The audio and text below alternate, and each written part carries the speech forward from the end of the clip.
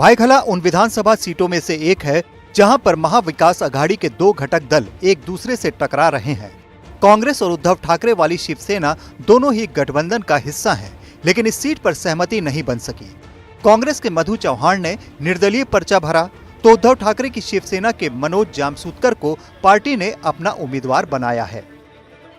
जहाँ की जनता को पिछले 5 साल में जिस तरीके से एक विधायक से अपेक्षा थी, वो अपेक्षा उनकी काम के माध्यम से पूरी नहीं हुई।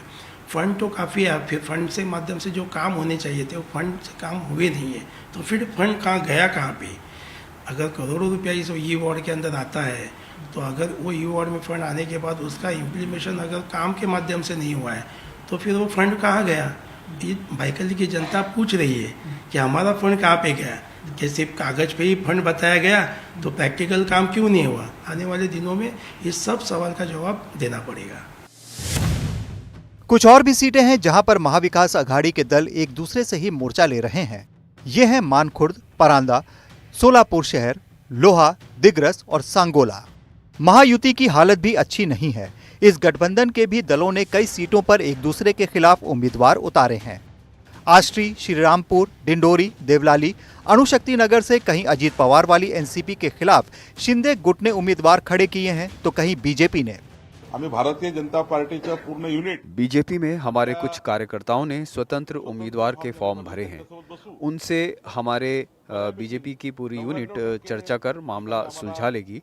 मुझे पूरा विश्वास है जिन्होंने स्वतंत्र फॉर्म भरे हैं उनमें से 99% लोग अपना नामांकन वापस ले लेंगे। 4 तारखेपर्यंत मला वाटतं बऱ्यापैकी भारतीय जनता पार्टी यामध्ये।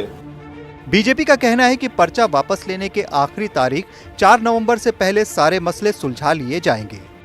आमतौर पर जब एक ही गठबंधन की दो पार्टियां एक दूसरे के खिलाफ उम्मीदवार उतारती हैं, तो उस मुकाबले को राजनीतिक भाषा में फ्रेंडली फाइट यानी दोस्ताना मुकाबला कहते हैं। लेकिन आमतौर पर ये फ्रेंडली फाइट नहीं बल्कि कांटे के मुकाबले होते हैं। कहा कुछ भी जाए, लेकिन हर उम्मीदवार जीत हासिल करने के लिए पूरी ताकत लगा देता है, विरोधी गठबंधन का साथी ही क्यों ना हो। मुंबई से रौनक कुकड़े, एनडीटीवी इंडिया।